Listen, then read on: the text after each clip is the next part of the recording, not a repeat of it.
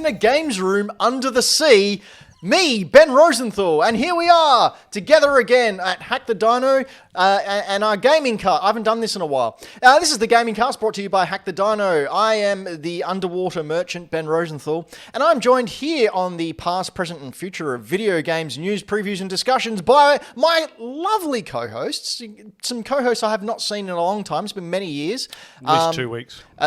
Just so much has happened. Floppy, thank you for braving the tidal wave that now resides in my collectibles section of my house, and joining us on Hack the Dino once more. Well, you know, never have I shied away from a challenge. That's not true. I've not done a lot of things. That's not true. You once killed that girl. She looked at me funny. Anto! How are you today, sir? I'm doing very well, thank you. For the podcast listeners, you might hear some slurping, some ASMR drinking, and a duck for some reason. We've got on our hot little hands. They got very messy almost. An exclusive Hack the Dino mug. Aren't they wonderful? Look at these Hack the Dino mugs, everyone. Ooh. If you would like a Hack the Dino mug, we'll be telling you how to do that later. I'll tell you now. Go to hackthedino.com, click on the merch button and buy them. And if you grow up in the 80s like 2/3 of us, you may even recognise this from a little cartoon named Dino Riders. Our wonderful millennial falcon, Braden Dixon, came up with this design for us. It's Discover the Power of Podcasts. Millennial Falcon, born in like 1996. Yeah, so he's a Gen Z Falcon, whatever. Anyway, it's been a while. We've been off doing things. I was mopping up my games room, which is a tale I'll tell maybe for the post show for our exclusive Patreons. No stories of woe, please. But to liven the mood, to make everything all happy and fun, I would like to say, yes, we are fast approaching the end of the year. And we have, as always, the Hack the Dino Game of the Year Awards, or the, what did we used to call it? Game of the Sexy Years Award, or the GOTY Awards.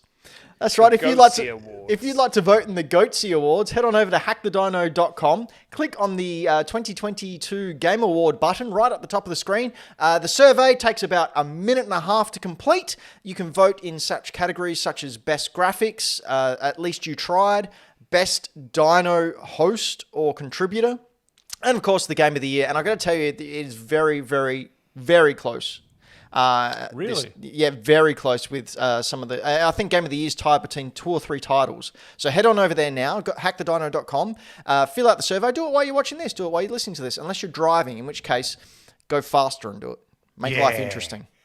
And eat cereal at the same time. With Milo on it.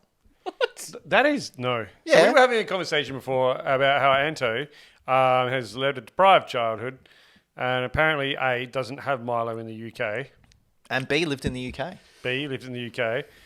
C, thought the primary function of Milo was to be consumed cold. Incorrect. It's consumed hot. Correct. Secondary function is cold. Tertiary function on top of ice cream. In my defense... Never to be on cereal. In my defense... There is no defense for this. No. In my defense, the reason I assumed that it was a cold drink or whatever... is purely because Australia is on fire 95% of the year, temperature-wise. Why would you want hot stuff? It's no problem for us. We're made of sterner stuff. Well, you can't go outside! Yes, we can. No, you're bald and red hair. You cannot go outside. I personally cannot go outside, but I've heard it's nice. You've seen it through a window every now and again when he opens one. Well, no, because the rays come in and just... darkness is where I live. You also got to remember that hot here is a lot higher than the 22 degrees that it might get to in the UK. But not as much as in Queensland. I used to work for a company where I had to travel up to Queensland quite often and work in one of the coffee store franchises up there. And I was up there my first time, and it was, I think, a 28-degree morning. And people were coming in going, oh, it's freezing today. And I had jackets on. It's 28 degrees. And they were complaining about how cold it is. This is Celsius, not Fahrenheit. None of that Fahrenheit stuff. You know, the metrics that everywhere else in the world uses. Yeah, 28 except degrees for that one Celsius. place. 2 places. There's 2 places that still use... What's the second? It's some... there is a second place. I don't know where. Thanks, Ben, for the weather report. And now to Floppy with sports. Floppy, tell us Yes. about sports ball. Balls. Yeah, cool.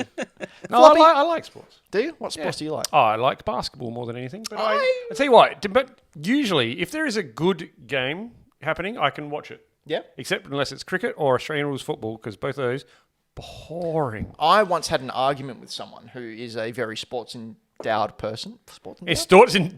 Yeah, sure. Wow. Size of his baseball bat. I once had an argument with them because they were saying people who watch Twitch and gamers is ridiculous. And I said, why is that? I said, because they're just sitting down watching a game, they're not actually playing. I said, all right, what do you do when you watch football? Well, it's different. Why is it different? Oh, because I actually go out and play it. Yeah, I actually go and play video games. I just not at that time. I enjoy watching people do it. Oh, shut up, man. Anyway. Yeah, they had it when you make... I had a Dumb jock. Yeah, a gentleman in a retail store who was complaining that there's not enough AFL games. To which I replied with, it's not a very popular sport. To which he got very upset with. How dare I? How dare you, I'm sir? like, well, dude, it's made for a worldwide audience, and there's one country that plays that sport. Yeah. But, you know, whatevs. Anyway, speaking of real games, we've been playing them. Sorry, Floppy, Dylan. Yes, mate. What have you been playing? I have actually been playing quite a bit. Like, I usually struggle to find the time, but I have been home a lot more in the last couple of weeks. And have delved... I was about to say something rude then. We'll say head first into Gotham Knights. Head first. Head first into Gotham Knights. So you're playing as Batgirl. Anyway. PG. It is fantastic. It is like I've played 30 hours already, which for anyone else is probably like a few days, but for those of you who know me, 30 hours in a month, let alone 2 weeks, for me is almost unheard of. Well, you're a father, so It's true. understandable. This game is so good. Like Yeah. it is so polished. It is. I have not encountered any bugs or any issues whatsoever. All the characters are interesting and have really cool skill sets. When does Jonesy show up? Jonesy. Yeah. It's me making a quip about how it looks like Fortnite. Oh, that was a good one. Thank you. Thank you. Look, it's not going to be the most detailed looking game. It's not going to look like God of War or anything like that. But it also doesn't need to be because it's actually fun. It's got a cool storyline that ties into. If you don't know the comics, it doesn't matter. It treats you. I mean, you with know respect. who Batman is. It treats you with respect without treating you like a dummy. Sort of thing. If you don't know the comics, if you do know the comics, you'll get even more out of it because there's cool nods everywhere. My only gripe is each night. So you play it over nights, and each night that you go back to your home base, you can switch out which character you are. So you can switch between Nightwing, Red Hood, Robin, and Batgirl, and you can level them all up. But they actually have shared points, like level up points. So if one of them gets it, the next night you go back and all of your characters actually have those waiting to be used. Oh, they got the experience share. Yes, experience share is the word I was looking for, which is fantastic. And then you can apply abilities as you wish. I'm still trying Check it out. It's the Vulture from Spider-Man. Yeah. I'm still trying to get a hand on the mods. I'm not really... You can mod your suits with different things to ramp up their like power or defenses for different elements and stuff like that, which is really handy when you're fighting someone like Mr. Freeze. Now, I have to ask, you mentioned there was comic book nods.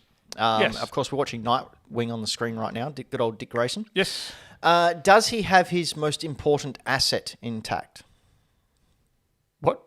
Do you know the comic book lore I know where you're behind- going with this. You know what asset I'm talking about there, yeah. Anto?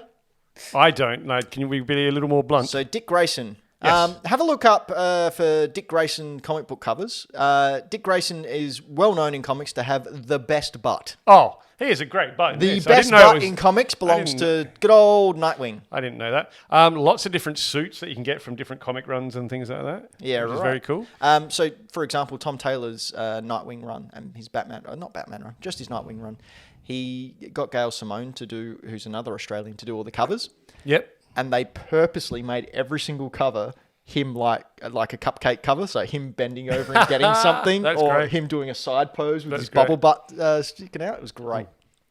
Couple of great things that I love about this is I never feel overwhelmed with things to do because your crimes that you can prevent or little missions that you can do around the city each night that you go out on patrol reset each night. So you can clear the board before you go back to the Belfry, maybe look at some main missions that you want to do, swap your character, and then come out. And depending on how much interrogation you've done, is to how many premeditated crimes are already out on the streets the next night. So you don't feel overwhelmed with this like humongous amount of things that you feel you need to tick off. Each night you go out there, you might have 10 or 12 or maybe 20 at the most, and you can actually go out and clear them out relatively easily, and they're easy to spot. I've now just unlocked fast travel, which was that big vulture-looking thing that you saw, so that can fly to different parts of the city. It's got like one main storyline and then a few different side stories, which are actually really cool. Is it open world or open area? It's open world. Oh, really? So it's Gotham City. So it's not open world, it's not open city, I guess. So it's like Spider-Man. Yeah, yep, absolutely. And there's different kind of challenges. There's ones where it's no secret. Batman's dead. Right. So there are challenges where what kind of building has these death traps in it? Well, it is a Batman villain. So this is his lair, or is this just like where they make spikes? I haven't seen that part, so I don't know. Just spoiling the game live for Floppy. So, yeah, why not? But yeah, some of the missions you might have, you have to protect Bruce's secret identity, even though he's dead. So you have to go and plant false information. Right. So it means like that's a stealth mission, sneaking through areas, past security cameras and stuff like that. There'll be stopping crimes. There'll be bank robbers. There'll be people that have been kidnapped. It's really good. I'm thoroughly enjoying it. Right. It runs real smooth. It's I like the traversal. I was a little bit. I would have liked the gliding sort of functions to come in a little sooner instead of just grappling everywhere, but it did not actually take me that long to get there. Cool. So would you agree with the critics? No, not at all. Because it wasn't met with the warmest of welcomes. I feel like critics are generally based on how much hype it's had before it. Yep. Hype's the killer of so every single game. Ignore hype, play the game. I'm having an absolute great time with it. I am very pleased you're having a great time with it. Thanks, because, mate. I'm trying this thing where, like, I'm not going to slam what people enjoy as long as it's not fundamentally broken. I am not doing that. There is a few things that are fundamentally broken. Speaking of slamming things that people enjoy, Anto, you've been playing Sonic Frontiers? Well, I am keen to check this out. No, from what I've heard, it's actually pretty decent, so I'm not going to jump on it. I'm not going to pull up any footage because I was actually prepared to not talk about Sonic Frontiers because I forgot that I'd played it several times. Wow. No, and that's not a disservice. Like, I've played it to completion like 3 times now. That blows my mind. But I've been spending most of the last 2 weeks playing Beat Saber. Such a good time, man. I really want to play Beat Saber. Remembered that I had a VR headset that I bought, not Black Friday just gone, the one prior. I just got super into it. It's a hell of a workout too. So was that around Christmas time? It would have been about November so it would have last year. So it would have been Pariah Kerry. I've just been playing a heck of a lot of this. I was playing it this afternoon, which I think is why I forgot what the time was, and Floppy arrived at my place like what I thought was 2 hours early.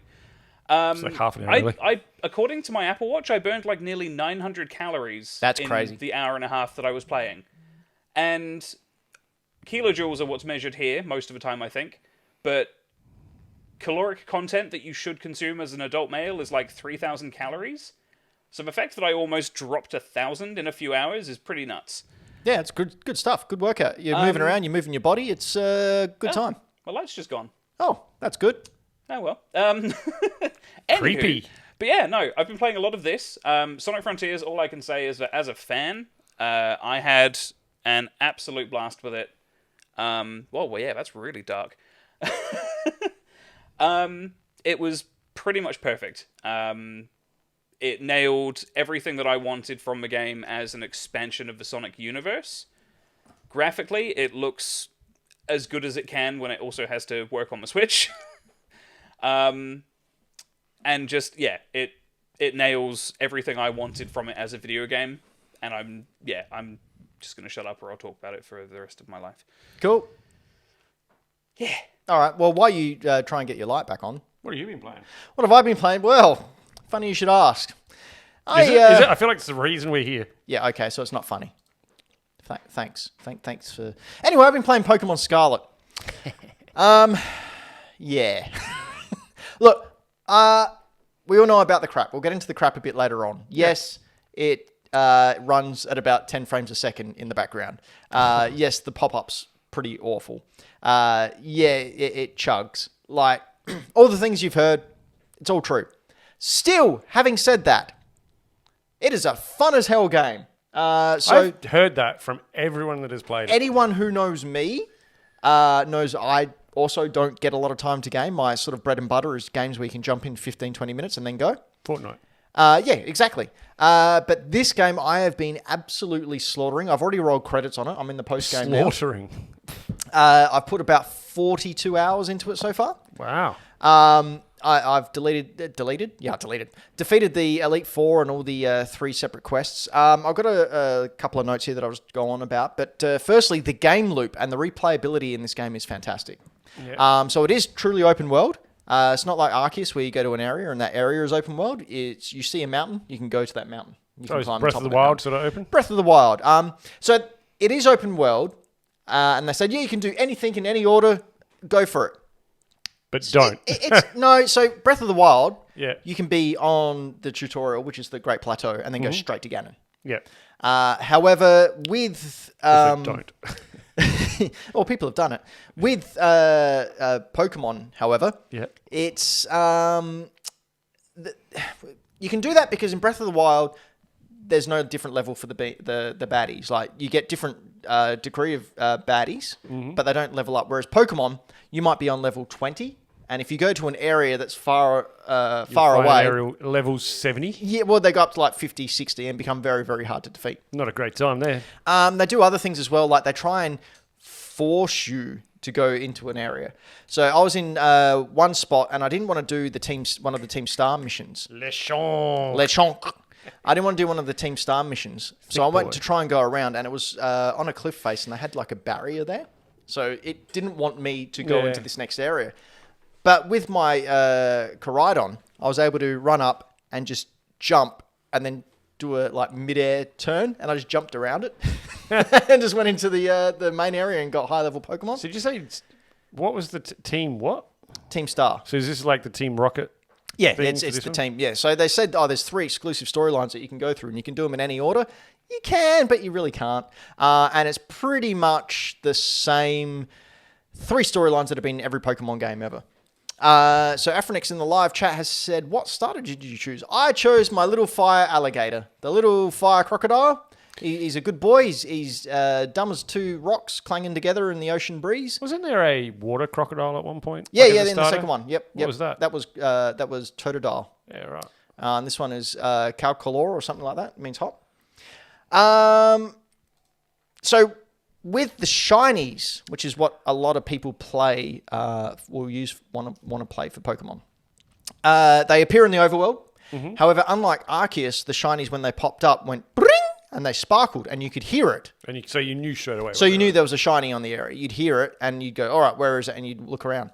In this game, they don't make a sound unless you encounter them, unless you go into a battle mode. So do you have to go like, you can't just get close to them? No, well, you have to go close to them in order to throw a Pokeball. Do they look different? Yes, they look different. Okay. So, for example, Shinx is a little blue lion. His shiny is gold. Okay. So you'll see a bunch of Shinx, and if there's a shiny in there, you'll see a gold one. So is it easy to spot them, would you say? Some are. Some are extremely hard. So I've found one shiny in my playthrough so far, full odd shiny. Mm-hmm. And mine was a deerling, which is a little deer, and it was pink. And usually it's pink with a little yellow flower on top. Yep. The shiny is a different shade of pink, and the flower is pink as opposed to yellow. And I had to sort of approach it. If you go to Mr. Benjamin, I've actually got it on my Instagram there. I approached it and just went, is that? And I just went, bugger it, and went in there. And sure enough, it was a shiny. But some of them, like Starly, for example, you don't know if it's the brown it usually is or the slightly lighter shade of brown that a shiny is. Whoops. So like a green Machop. Yeah. So you can't... Well, yeah. You can't get the shinies easily. You do have to look for them. And I kind of like that. It gives it, as weird as it sounds, a sense of realism. Yep. It's not just given to you. Yeah, it's not just given to you. Whereas Arceus, I think it became very, very easy to get shinies. In the post game, it is a lot easier to get shinies because you lower your odds a lot more. Okay. I also like it because you can have what's called a let's go mode, which is you're walking along and you throw your Pokemon out and they go and battle other Pokemon in the area for you, like just auto attack. So you can auto level up and collect stuff to craft TMs. The best part, if there's a shiny and you throw your Pokemon out, the Pokemon won't attack it. Oh, it just sort of sits there. So and goes, it leaves it there for you to catch. Yeah, That's so pretty it cool. will not attack it, and then you can That's walk up. cool. I like that. So, for example, a shiny Meowth is pretty much the same, except its feet are pink instead of brown. So, again, really hard to see in the overworld. Yeah, if it's in grass. So, whenever I see one that I think might be a shiny, I send out my Pokemon, and if it attacks, it's like, all right, well, that wasn't then. There you go. This game also feels a lot more challenging than other Pokemon games. One complaint you hear about Pokemon games is, oh, they're so easy. Even though Pokemon games are as easy or as hard as you make them. Because if you purposely grind and level up all your Pokemon and then go to a gym where you are, 10 levels above and you use your type differences. Quite easy, right? Of course it's going to be easier. Yeah. Whereas if you go in there and you go in at the same level, it's going to be a bit more of a challenge. Or if you want more of a challenge, underlevel your Pokemon and go in. Or don't heal up your Pokemon between fights. You do what I did on my first ever Pokemon game, which was Soul Silver. Didn't realize that there was things that were strong or weak against another thing. Just figured it was luck. Yep. Try and win that way. Doesn't always work. Mine was... Didn't work much at all. Pokemon Red. Mine was I tried to beat the Elite Four. I didn't know you could heal your Pokemon in between. So, yes. I at least figured that out. Me real good with RPGs by the sound of it. But the Pokemon battles themselves seem a lot harder. Whereas when you were fighting against an NPC previously, they would just like spam one move. Like they'd spam Leer to lower your defense and not actually attack you.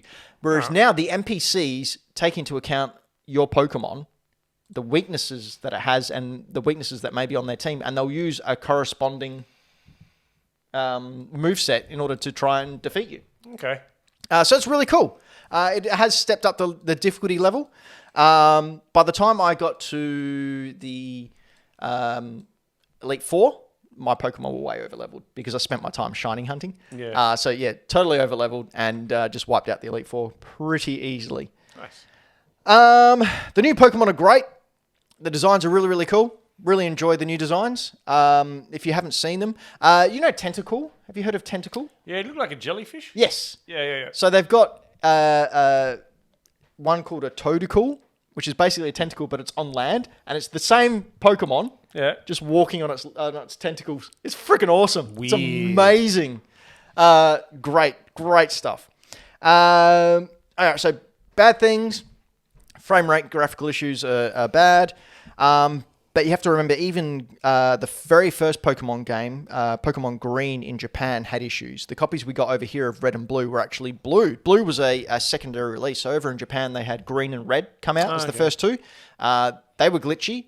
They released Blue and fixed all those glitches, and then Blue was the Red and Blue we got over here. Oh. So we didn't get Green here? No, we didn't. Ever. So the Pokemon games have always had a running... I won't say issues, but, they're not the AAA games everyone thinks that they should be. Even the DLC, the Isle of Armor for Sword and Shield, where they first did sort of like their open area type thing, was glitchy as hell. Like frame rate drops, pop-ups, that had problems. There's been a patch release today. In fact, because of the backlash, Nintendo first of all offered refunds, which is... Nintendo That's surprising. Wow. do not offer refunds. So the light's going well then, Anto. Yeah, it's not working, so this is the backup. That's not intimidating at all. So there was a patch release today. I haven't had a chance to try it yet to see what they rectified, but Game Freak have come out with this press release, which they've never done before, and said, quote, "We are aware that players may encounter issues that affect the game's performance. Our goal is always to give players a positive experience with our games, and we apologize for any inconvenience. We take the feedback from players seriously and are working on improvement to the games." That's quite a massive step. Yeah, and the fact that they've just released this patch as well, I'll probably play it after the show just to see what it's like. Yeah, right. But I mean, the gameplay itself, like if you can get past the glitches and all that, the gameplay itself is super fun. I don't know if I could recommend it yet in its current state. Hopefully with a couple more updates and patch fixes. Yeah, I don't think I'm not ready to jump in, not after my Brilliant Diamond Shining Pearl. I got burnt out on it. I didn't even finish it. I did hear that a lot from people who played that game. And I understand that Scarlet and Violet are going to be different to that, and I'm not going to have the issues that I have. But I'm not ready for another Pokemon. No, the issues with Pearl and Diamond was that they were faithful remakes.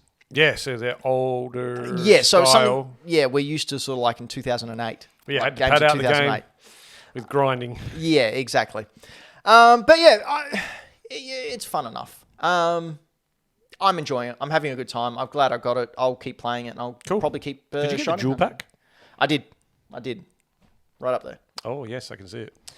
But that's not all that has come out in the previous time that we've been here on this planet. A lot of stuff's come out. Yep. But more recently... A great movie named Robot Jocks from 1990. Speaking of movies, there's a Super Mario one coming out, and they released a second trailer. They had a Nintendo Direct for a trailer. We can see it on screen here. Have you watched this, Floppy? I have. I've watched it twice now. What do you think?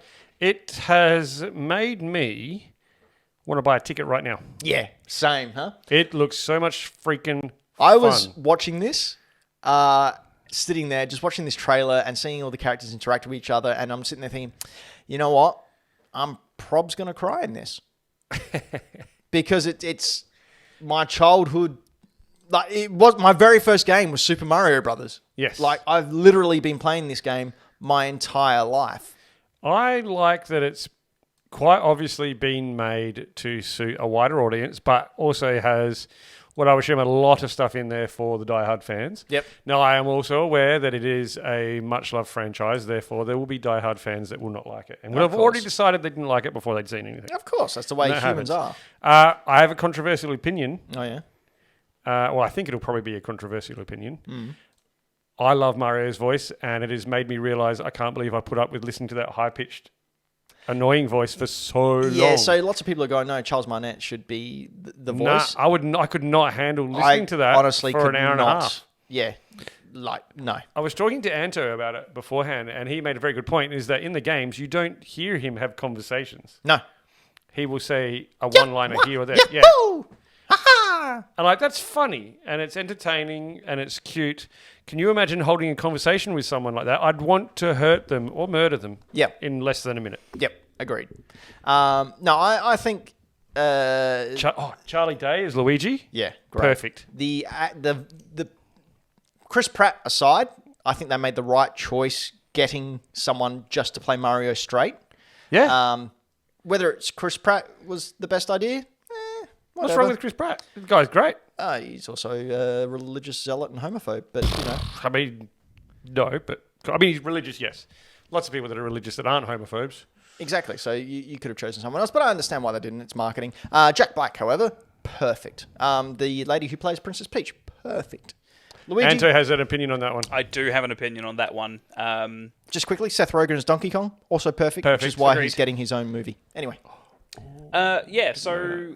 a lot of what Floppy has said I agree with. I think now we've heard a bit more of Chris Pratt. Fine, serviceable, whatever. Charlie Day as Luigi, his entire shtick when he does anything is scared, paranoid, what's the word? Conspiracy theory laden. He's just Luigi. Madman, so it works. I was talking to Jazz about him, and she goes, why is Luigi like a scaredy cat and a loser? And I said, because Luigi's a scaredy cat and a loser. He's also the best Mario brother, but, whatever. Oh, you can tell someone was the second child, can't you? I was the middle child. Got to play Luigi all the time. Yep. Or Toad.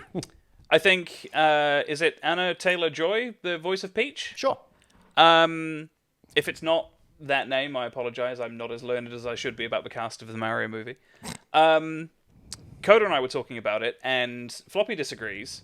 I do. But I personally, and Coda as well, we're both kind of over the whole everyone sounding like Rosa from Brooklyn Nine-Nine being, a low-spoken, like, harsher-voiced kind of, like, female protagonist. I think it would have been way funnier if they kept her characterization as being, like, a headstrong, like, capable leader of the Mushroom Kingdom, but kept her sort of airy, sort of light, almost condescending voice from Smash Brothers. Because there's nothing funnier to me than being beaten by a Peach player, and at the end, she's just like, oh, I'm sorry, did I win? I think it would have been hilarious, and she could have gone low for serious moments. See, to me, that crosses into the path of bimbo. It makes her a bimbo. I think the way they've gone is very good with it. Excuse me while I die some more. But yeah, overall, I can't wait to see this, man. Like, this looks so good. Yeah, I also think, and this, I think, I can't remember if we disagreed on this or not, Floppy. I also think that the way they've characterized Mario so far is kind of weird, because in the games, he's like a plumber and he's an everyman who can do everything. But in the video games, he's an everyman who does everything really well, all the time. Yeah, well, it's not much of a movie. He comes in, he's like, hey, I'm perfect at everything. Like, you know, you have to have some kind of a story there. And Agreed. It's an origin story, so he needs to learn. And that's how they get lots of cool cameos. So they had, obviously, a world there, like a traditional platforming world, which we saw in the trailer. That's obviously him training to be a hero. Ooh, that's a good point. I hadn't thought of that. So it was a little homage they could throw back. Just like the Mario Kart thing. He's obviously in a competition. I laughed with the fight with Donkey Kong. Incidentally, Miyamoto said that the first time they've redesigned Donkey Kong since his first transition to 3D. And they tried to pull him back to look more like his original design from Donkey Kong back in 1981, 82? I don't remember. One of those years. I was a wee bit. Anyway, my last thing, just very quickly before we move on. Yes. I also think it would have been hilarious if they didn't give Mario a voice other than his Charles Martinet like little voice lines, and the rest of the cast was fully voiced, and Mario just responded with like quips from a video game. I think that would have also been perfect. Well, that's what they're going to do for the Zelda movie, so they can't do it twice. Oh, see, that would make me not watch it. The Zelda one. Just if they did it to anything. Or the Chrono Trigger film. Yeah, wouldn't watch it. Where's my Chrono Trigger film? Chrono is canonically moot. It's in the PlayStation 1 version where all the cutscenes were animated. No, he was moot there as well. No, I'm saying, like, that's your movie. That's what you're getting. Oh, well, no. How good was the Rainbow Road scene? Yeah. Which is, highly unrealistic because Chris Pratt would never support anything that has a rainbow with it. Anyway. Also incorrect, but we'll talk about it later. Floppy. Yes. What you gotten lined up? I thought, seeing as though we're coming up into Game of the Year and all things like that, we would finish off our Game of the Year through the decades with the Teenies edition. We've had the 80s. I think we had the 70s, the 80s, the 90s, then the noughties. Now we've got the Teenies. So we're looking at 2010, and I've skipped it ahead a little bit. I've made it up until last year. Oh. So that we can get up to current day.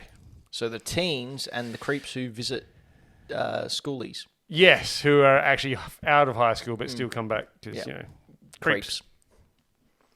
All right, so I thought we'd kick off 2010. Now, I was actually amazed at the caliber of games that came out in the teenies.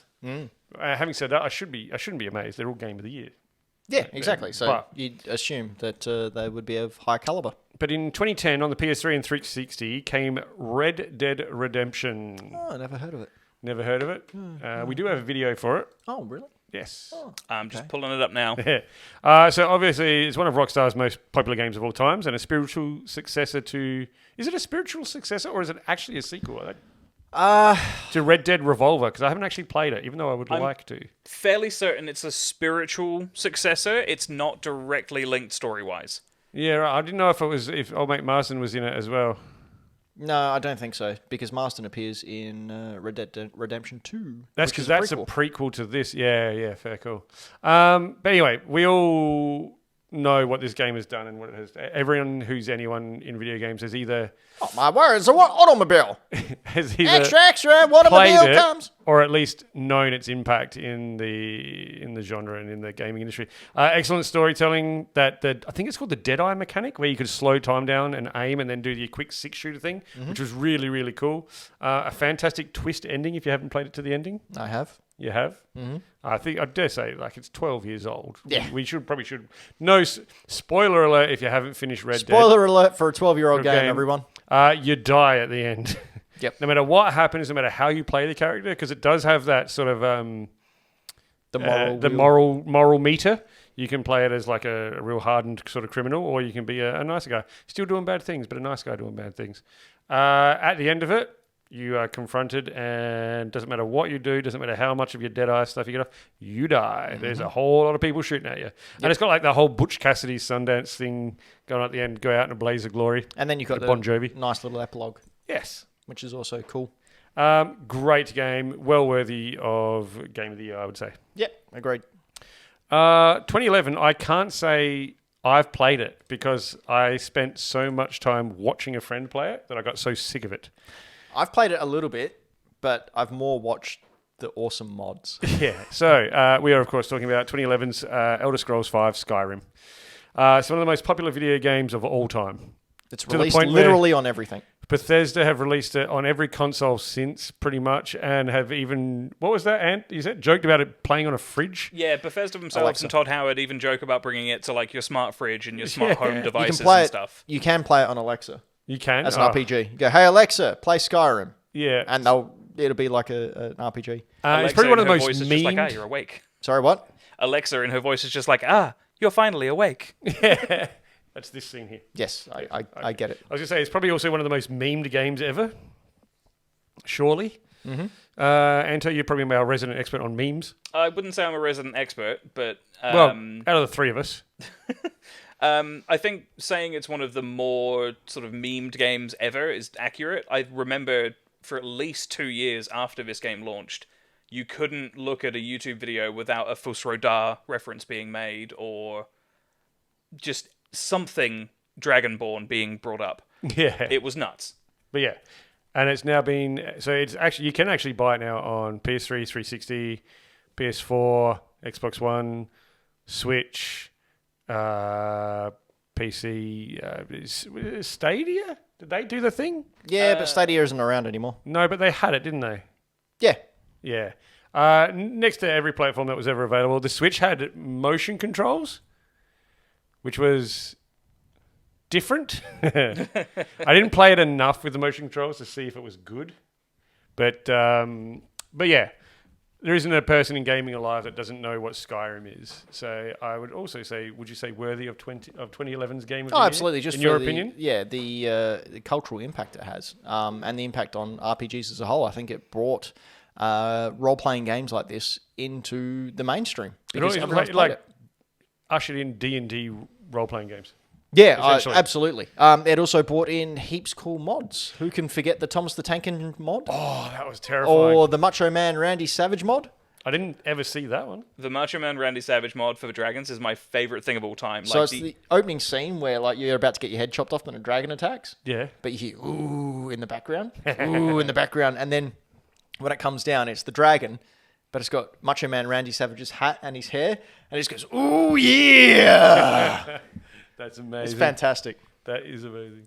Cool. Well, then, going on to 2012, so 10 years ago, something that I was very happy to see, I didn't realise it was in there as Game of the Year, super stoked to see that, is the Telltale games The Walking Dead.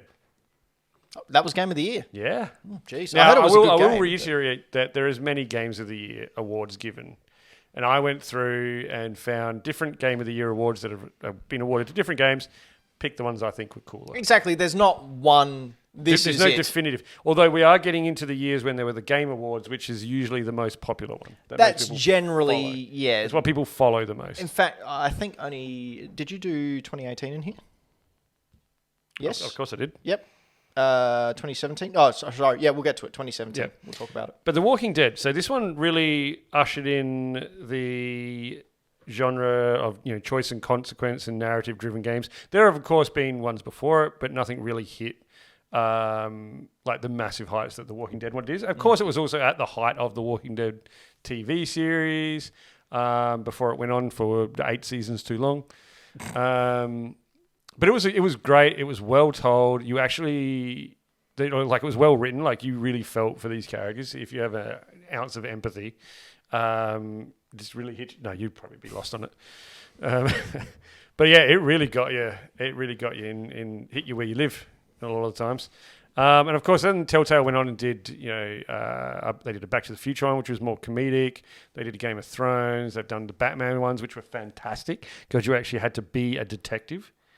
And your choices and consequences and looking at clues and figuring out puzzles. Awesome. Play the Batman ones as well.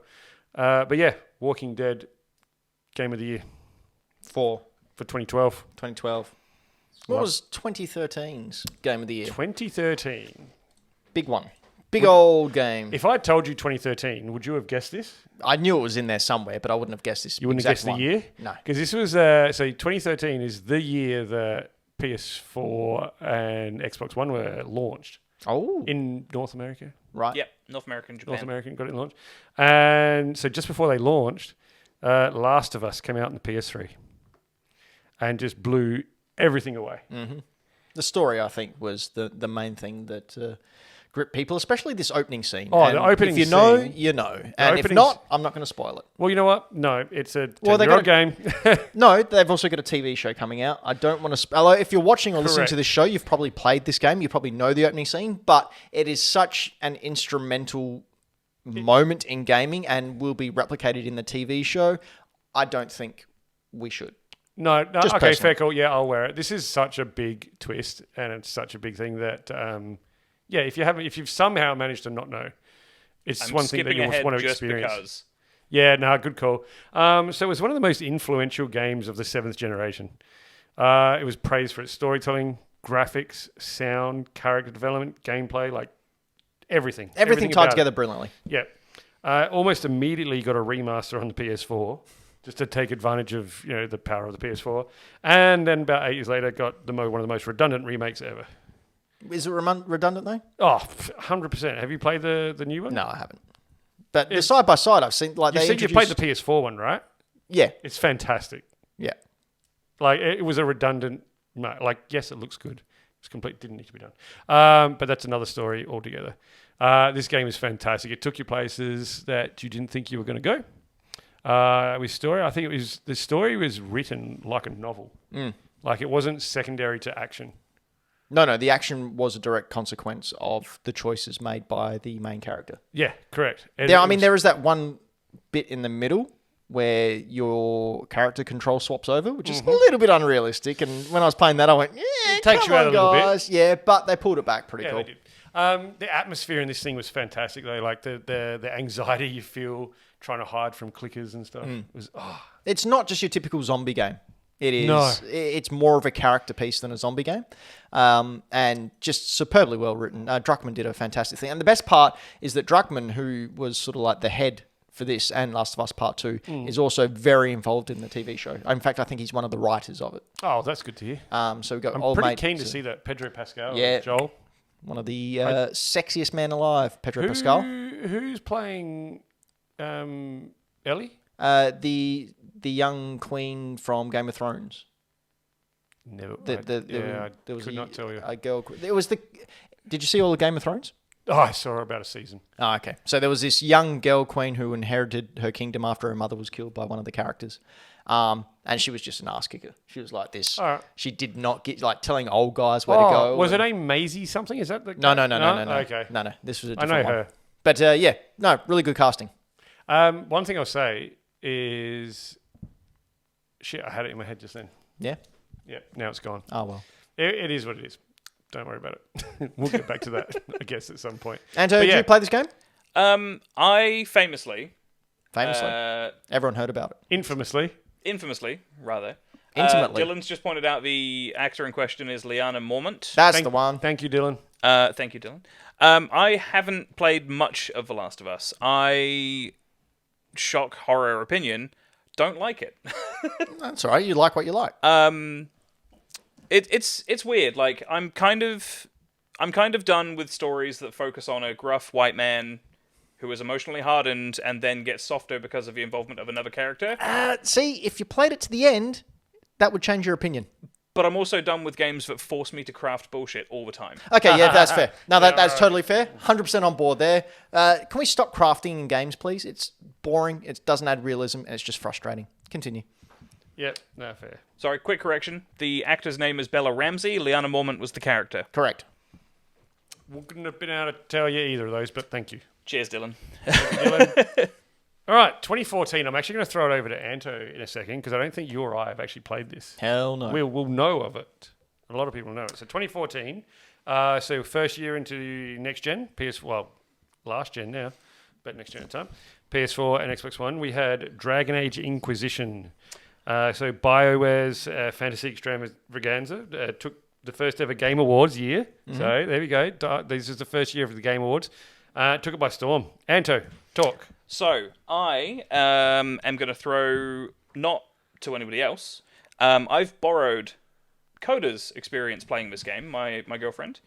You were there side by side when she played through this, and she was real I've deep watched in Coda this. play this through several times now. Hang on, she sent me so much. Of course. So she rivaled Townsy's quiz on your face question. Oh, it's bigger. Sorry, Townsy.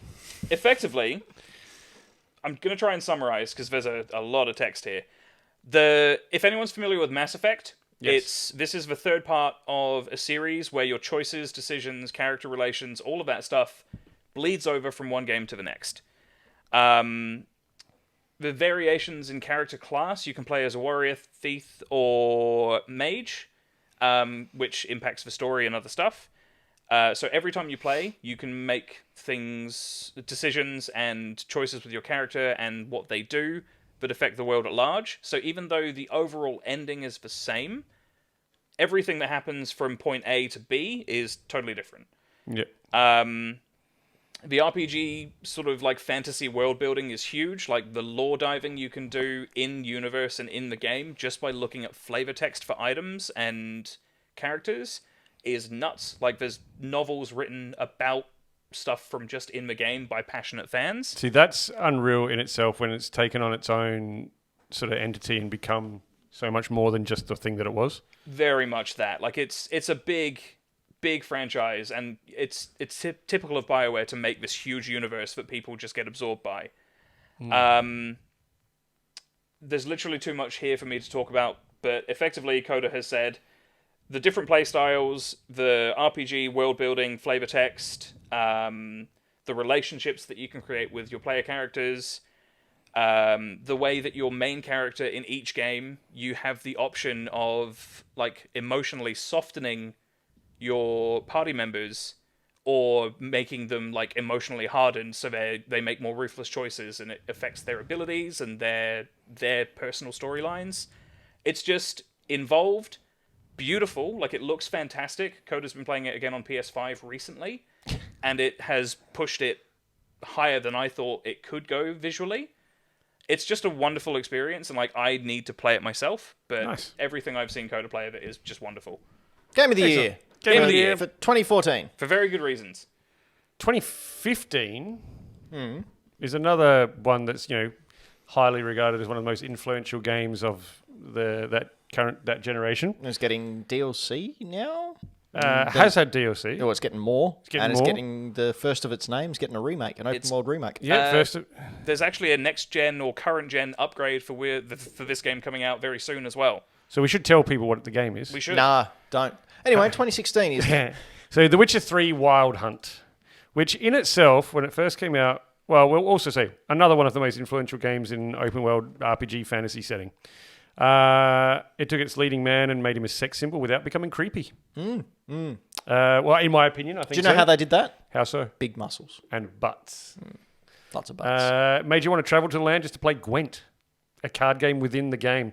Do you know people have spent hours playing Gwent? Yeah, more than hours, man. Like have they released Gwent yet as a standalone game? So game? I have the physical DLC packs, which came with Gwent in it, like Gwent cards and everything, So tokens. that's where I think Avatar: The Last Airbender really missed out. They really should have brought out physical version of Paisho.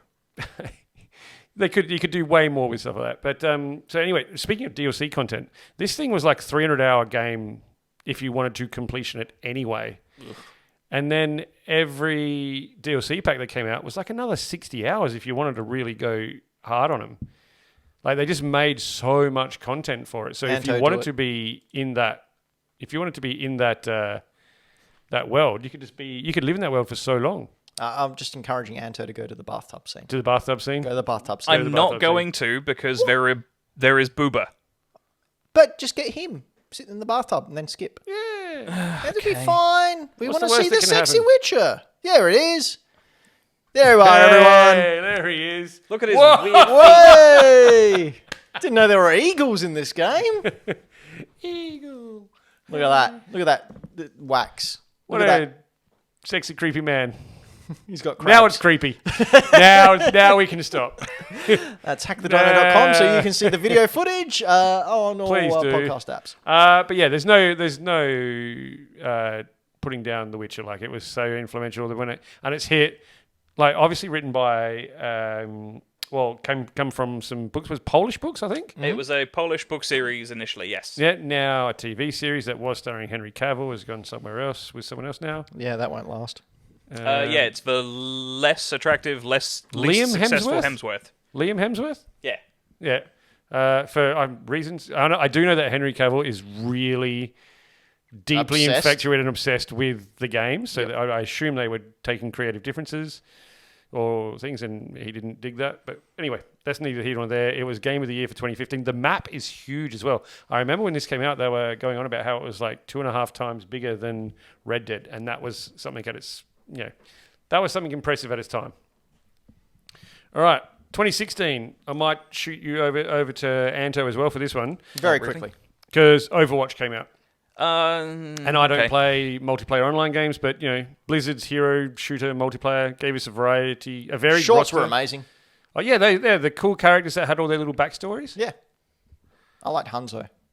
But yeah, go Anto.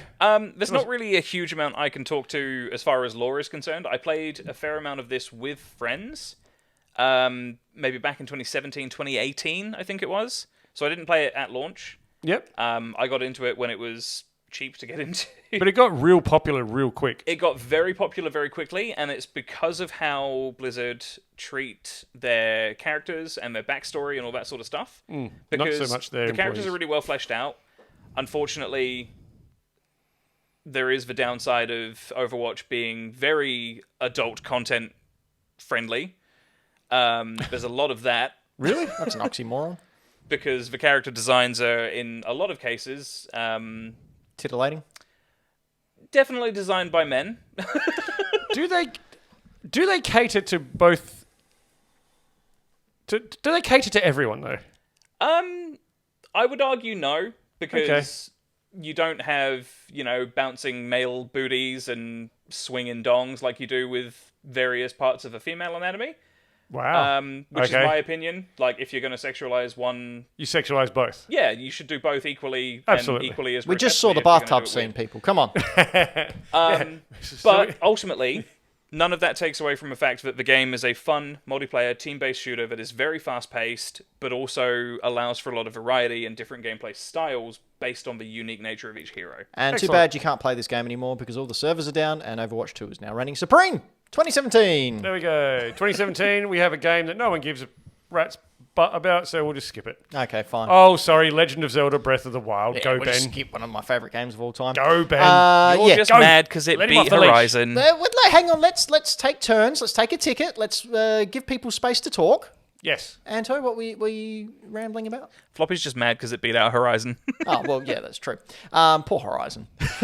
poor Horizon. Anyway, I don't need to go on about it that much. Breath of the Wild was unanimously chosen as Game of the Year by all the outlets. One of the very few times it happened. Took it out, didn't it? Yep, took it out across the board.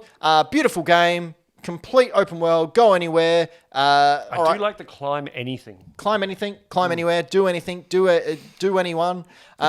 Sorry, that's a different game. So that was The Witcher. Yeah, we saw that before. Brilliant game, brilliant music, brilliant everything. The sense of discovery I've not felt in a Zelda game since I played the very first one.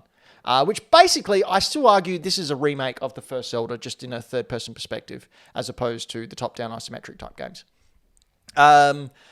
Yeah, I'd agree with that. I think everyone sort of played this. I don't really need to go on about it too much, other to say... It. I should go back and finish it. Go back and finish it. I did like 3 of the... I always want to call them mimetic beasts. But then... Great beasts. Yeah. So what are they called? I don't know. Beasts.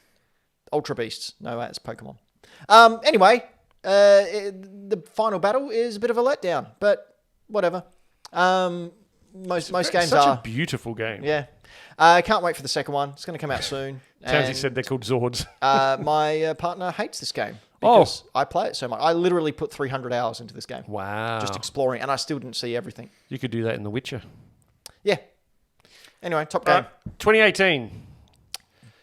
2018 was a year that a hell of a lot of really good games came out, which This were, one- funnily enough, most of them owned by Sony and only came out on one platform. This one was a hard one to call as well. Do you I- know which game? I should save this for quiz on your face. Do you know which game came out the same day as the original God of War in 2018 and was beating it in sales on the first day? I should know, but I don't remember. Anto, do you remember? No idea, because I didn't pay any attention to this when it came out. Labo. Really? Yep. They They both released on the same day, and Labo outsold it in the first day. So God of War, this game beat out Horizon Zero Dawn, Spider-Man, Red Dead 2. Horizon was 2017, my friend. Whoops, I put that in the wrong list. You did. It beat out Spider-Man, Red Dead 2, and Smash Ultimate. This is the same year as Smash Ultimate, Spider-Man, and Red Dead 2, and this got Game of the Year. Yep. Still one of the best looking games. It is unequivocally beautiful.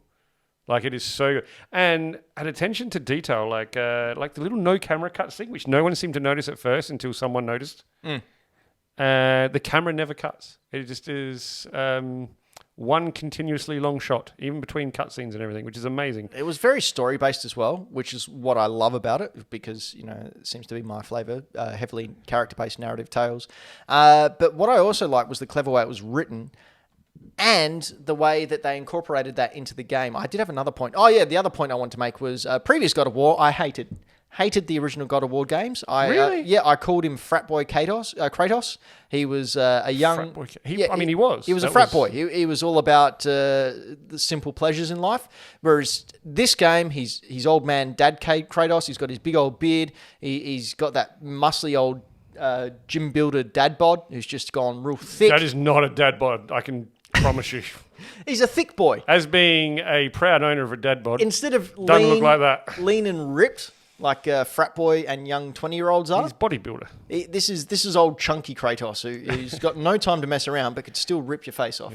So I tried to play this game 3 times Yeah. and got bored Yep. because there is no character development. Oh!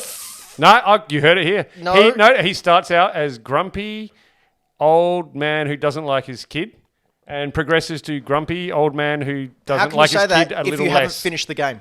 Because I played enough of it and watched the ending. You are so wrong. But anyway, you're entitled to your wrong opinion, which is wrong. It was the same conversations over and over and over again in a boat with no change, no difference. No, that's not it at all. And My goodness. I put like 24 hours in Yeah, no. Sorry. You're a couple of different times. You are against the grain there. I'm not going to get I'm into allowed to be against the grain. I'm okay with being Absolutely. against the grain. Absolutely. I just think there were much better candidates for Game of the Year that year. Okay. All right. I'm going to throw out something that some people will disagree with, and some people might also go, oh, yeah, that kind of makes sense. The first 3 God of War games, the ones on PlayStation 2, and I think 3 was PS3? Yes. And there's some PSP ones in there.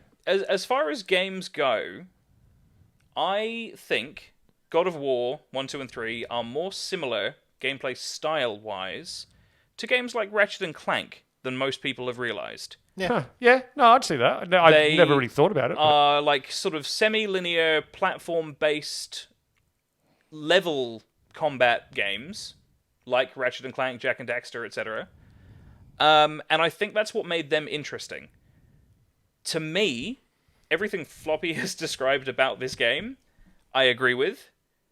And Have you finished it? I've not touched it. There you go. But the reason I haven't is because what I've seen of it gameplay-wise is just uninspiring and boring to me. Okay, but seeing and actually experiencing, two very different Someone's things. got a nerve No, that's well, been touched. I'm just saying that people who actually haven't played a game to completion can't sit there and go, oh, well, it's boring all the way through. It doesn't know on character development. When this Overall- is one of the biggest character development games that came out that year, as opposed to I'm I'm not disagreeing about the character development part of it 100%, but like, as far as the presentation, like this bit here, FF7 Remake got so much crap for corridors and loading and walking from point to point. Oh, that chapter 16 and 17. This game is doing the same thing right here. You're doing nothing but holding the stick forward, but this is universally praised and no one complains. Yeah, because what they're doing here is talking and developing a world, whereas Final Fantasy 17, they go, you like my sword? No, Ben, you've not played it. How do you know? Oh, see? I've not played a game and I'm ripping on it, and I'm incorrect. Who would have thought? Who would have thought my point would have been fucking proven? Anyway, let's move on. I'm just saying it's uninteresting to me. All right. Next one. I found it boring, and I did put almost 60 hours into it, all up over the 3 times that I tried. 2019. 2019, one that I haven't tried at all because generally it's because of the developer. They don't make games that I dig too much, but is it Sekiro or Sekiro? Sekiro. Shadows Die Twice. So it came out PS4, Xbox One, PC, and Stadia. Which is rumoured to have a sequel announced at the Game Awards. Ooh. And not Bloodborne 2, which is really annoying. Received universal acclaim and was praised for taking the combat a bit further away from the usual From Software style. So not as punishingly hard. The use of the grappling hook to provide verticality was also a welcome addition. But yes, I will agree. The sort of the style and the setting of it does intrigue me, but I really do steer away from Software games just because of the difficulty. Too hard. Don't have time. Hard. Don't have time to be hard. Speaking of hard, I didn't even mean that until you started laughing. Oh yeah, right. 2020, Last of Us Part 2 came through. We probably should have. Everyone, I'm pretty sure, was going to guess that Last of Us Part 2, no matter when it was released, was going to be Game of the Year. Yep. Best golf sim there is. So taking after the impact of its predecessor, The Last of Us Part 2 lived up to its hype and expectations with character twists that took people by surprise. Apparently, I haven't played it. Surprised it wasn't called Last of Us Part 4. Ben's making a joke to our golf club scene. If you haven't seen it. It does look brilliant, doesn't it? Join the club. Yeah, I'm shocked that Animal Crossing didn't win it over this. I think Animal Crossing, though, while it was a fun game... It had a way bigger impact on... But because of the circumstances at that time. Content. I think this is a better game. Animal Crossing was more of a right place, right time. A cultural need. Yeah. Something that we needed in order to get through those hard times. Which probably should give it a bit more oomph into Game of the Year, to be honest. Yeah. Anyway... I do feel that Game of the Year tends to get... This next one, on hype. This next one, yes, I don't actually agree with. But anyway, continue. Oh, I really liked this one. Yeah, this was in there. I stopped playing it because it just didn't do it for me. Is it because it was because it didn't hold a few things back, or you just didn't like it, the gameplay? No, it just didn't click with me. That's all. That's fair. Cool. Yeah. It Takes Two from 2021. So it came out on PS4 and 5 and Xbox One and thank you, Microsoft. It came out on Xboxes. Xbox Series. Hazel Light's first game, A Way Out, it has no single-player option. An action-adventure platformer that contains varying abilities over different levels that you must play co-op. Now, you can play couch co-op or you can play online co-op. And just like the first game of his, when you purchase it, you get a free game code to give to someone so they play it with you. Yeah. So they actually enable you to be able to play it and not do the money thing, which they could have very easily. Could have done the Pokemon. Yeah, absolutely. Pokemon sells 10 million. How? Well, because of me. Yes. The thing I really liked about this is the subject matter that it tackled and how it tackled it. So there's a family unit. Mum and dad are separating. And young daughter, to try and cope with this and work her through her emotions, takes these little toys that she made, goes out of the shed and starts playing through scenarios. And the parents are then transported into the bodies of the toys and have to work together through different levels to be able to understand how to better work through a relationship. Coping. Yeah, coping mechanisms. Yeah. I really like it. Similar situations I've been involved in, so I like that someone actually tackled that aspect. I was surprised to find it on a Game of the Year list because I didn't think it would have hit that mainstream, but it did go, I do remember it did go gangbusters when it came out. I do like the abilities. You can get little abilities in different areas where you can rewind time or make multiple copies of yourself to be able to do other things that you have to work together. But yeah, a very innovative perspective of a child in a situation that is not unknown to a lot of people. So happy that made it in there for 2021. Excited to see what happens for 2022. And who knows what will happen in 2022. There's only one way to know, and that is to... keep watching. Listen to the next episode. But this isn't all we do. Floppy, what do you do, Voodoo, that you do so well? I jump over to Instagram at Floppy Plays Games and sometimes throw up some photos of some cool stuff I've picked up or played or whatnot. This is my collector's edition statue from Gotham Knights. So for those of you who listen to the very poor choice in podcasts that we put up on the weeks that we had off, would have heard us unboxing this. So good. So this is one of the best statues I've had out of a collector's edition. Also one of the priciest. Yeah, that's not a cheap bundle, is it? It's not, even when you get it discounted. But yeah, the quality of the statue is amazing. Vinyl and resin and amazing texture and cool poses and characters based on Jim Lee's artwork, which is my favorite comic book artist. So thank you. Thanks, Jim Lee. Thanks, Jim Lee. From Floppy. Yeah. No, He's watching. You done good. Oh, speaking of comic book artists, if you go back a picture, I can't remember if I put it on Instagram or not. You did. Yeah, I went to Supernova and Jeff Loeb signed my copy of Batman. That's great. 608. He was such a lovely guy too. Like I just sat there and had a chat to him, and I was like, "Man, I just want to say thank you for writing one of the stories that I've enjoyed the most in comics." He was like, "Nah, man, thank you for reading the damn shit." Yeah, well, you wouldn't have a gig if it wasn't for that. Yeah, but he was like quite like just like he was very humble and very lovely. We had a little chat. How was the line? I got there at a time when the line was quite manageable. There was probably about 5 people in front of me. By the time I got to the desk, there was probably 8 people behind me. No, that's all right. But it was on that really stormy day. Yeah, where it blacks out. Yeah, so and we were. That's the same day that my games room got flooded. Yeah, but yeah, so that was awesome. My best convention story with a creator, drawn by Jim Lee. Yeah, my best. In fact, I'm going to get it. Hang on. Oh, this is my copy of Turok. Of which I have most of the box, the manual, and the cartridge. I one day will try and get the whole box, but yeah, I just love the Turok series. I'm like, just dinosaurs are cool, man. So I may have talked about this on the show before, but many years ago, when we were as part of the wrestling that I'm a part of, we were performing at one of the cons because they have wrestling there. Mm-hmm. And this one was Armageddon. It only came to Australia once, and one of their guests was Dan Slott, who you may know as the writer of Spider-Man for 10 years.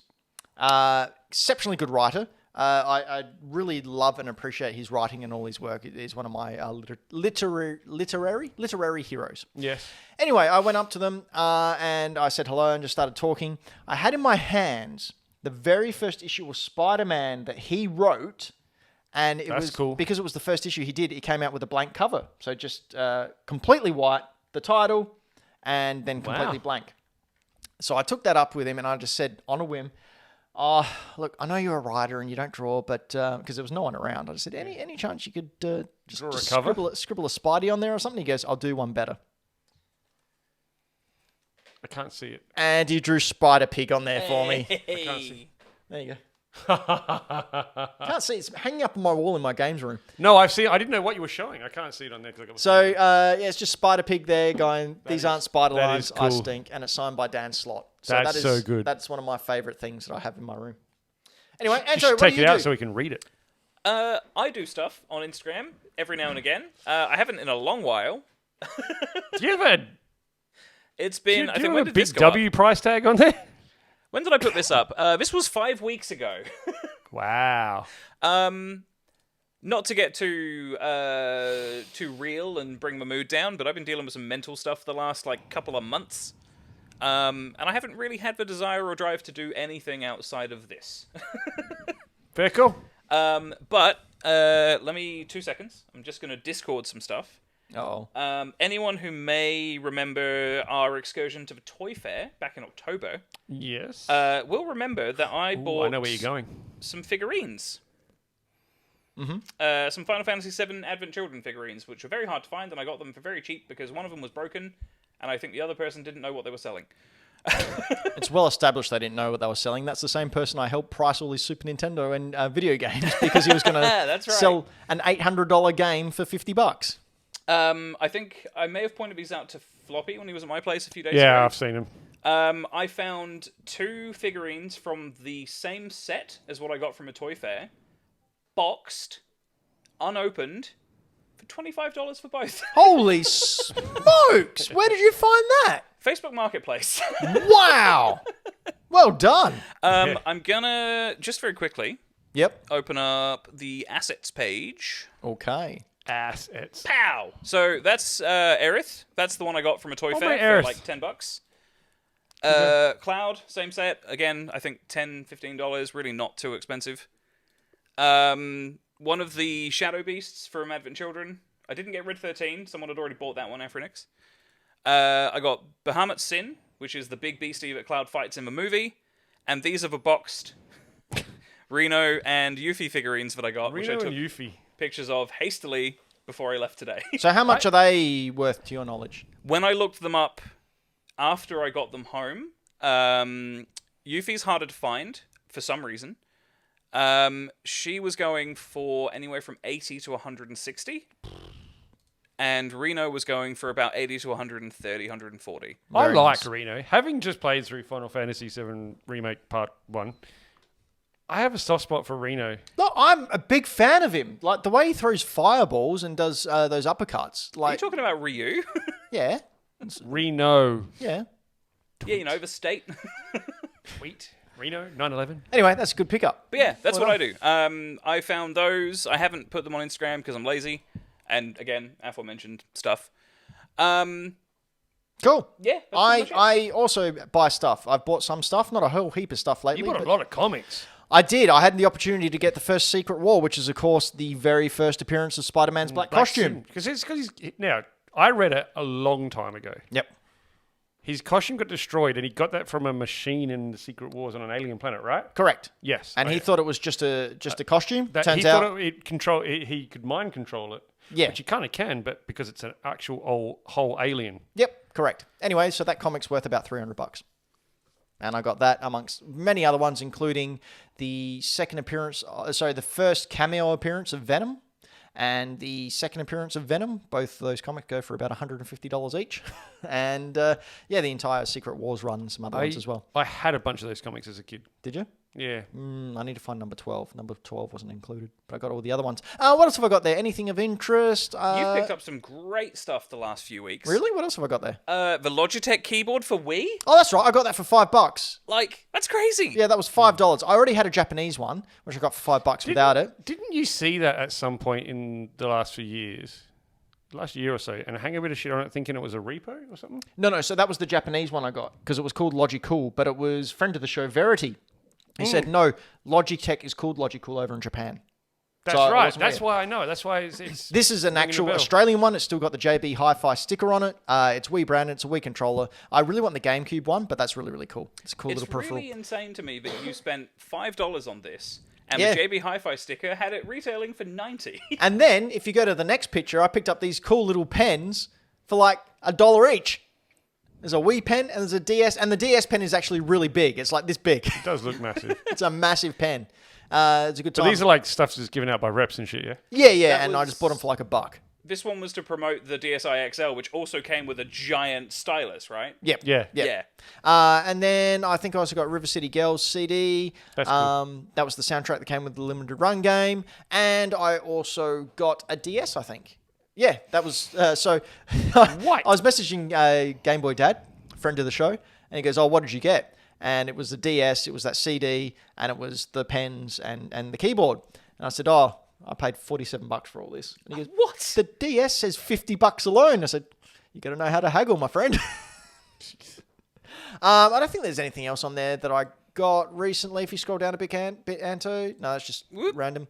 This was a pickup. Now, I did pay a lot of money, but can anyone guess why I got this game? I mean, I know why, but I can also see it on screen. Yeah. It's because it came with Pac-Man Versus. Correct. Didn't even realize Pac-Man Versus was released in PAL. But if you click over to the next image... So it came with a bonus disc in it? A bonus disc in it. There it is there. I opened it up. It has the instruction manual and it has that disc. Amazing. If you've never played Pac-Man Versus, it's a GameCube game where you plug in either 4 controllers or 4 Game Boy Advances. Oh, and do some people play the Ghosts? Yeah, so 3 people play Ghosts and you play Pac-Man. And it's like split 4 screen and you go around trying to capture him. Really cool game, really fun game. So I got that for... I mean, I paid for it. What a weird game for it to get bundled in with. Yeah, it's just a Namco game. So they just bundle it all up. Strange. And I think that's about it. I think we should go head on over to Bad Game Arts, mate. Oh, yeah, I've got that, baby. And I've got the sequel coming as well. Bad Game Arts, which is where I look at all the bad game art from all the bad video game magazines. And Fat Worm blows a spark? Yeah, those lucky electricians. No comment. Just... all the bad game art from bad game covers, bad game magazines. Anywhere you find bad game art from the early 90s and 2000s, I find it for you. You click over again. for us there, Anto. And we've got whatever this is. It looks like a tarot card. Good old, Pie Mania.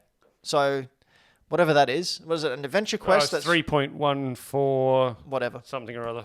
And next one we got there, we have, Mega Man, what's that, Mega Man 4? Mega Man 4, indeed.